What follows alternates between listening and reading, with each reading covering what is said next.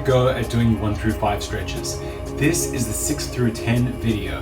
In this video, you're gonna work the back of the hips and then work all the way up to your forearms. Let's give it a go. And if you combine 1 through 5 and 6 through 10, you should be able to remain healthy and injury-free.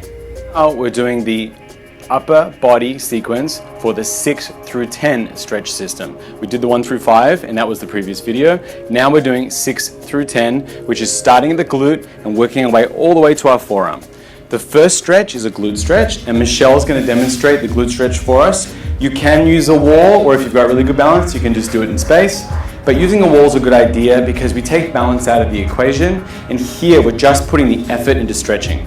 The lower she goes, the more of a stretch we get. And of course, with all the stretches, we're holding for 30 seconds.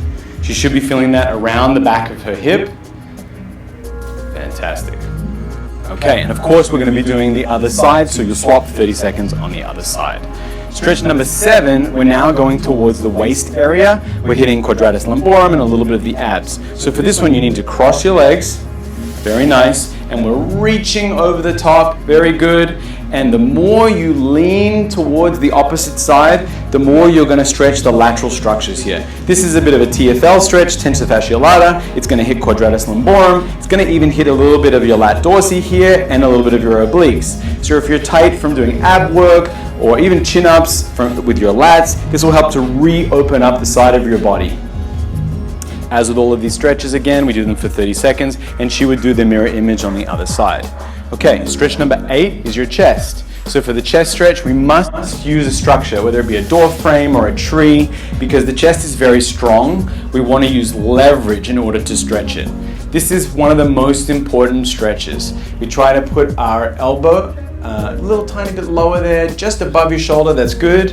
And we're using same arm, same leg. You see Michelle's using her left arm and her left leg. And then you turn away from the arm that you're stretching, and you should feel a stretch between your chest and your shoulder in a line down through here. This is really important for people who sit at a desk or people who are doing weights for their upper body, because when the chest tightens, we start to get tightness in our neck, we start to have head forward posture, we start to have issues with our rhomboids in the back because they're being stretched.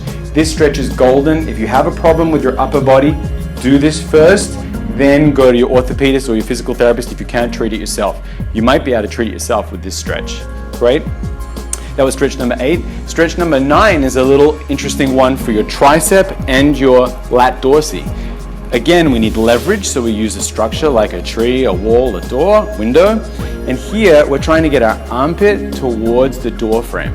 By doing that, and by reaching the hand down her back, she's stretching her tricep and also into the attachment of lat dorsi.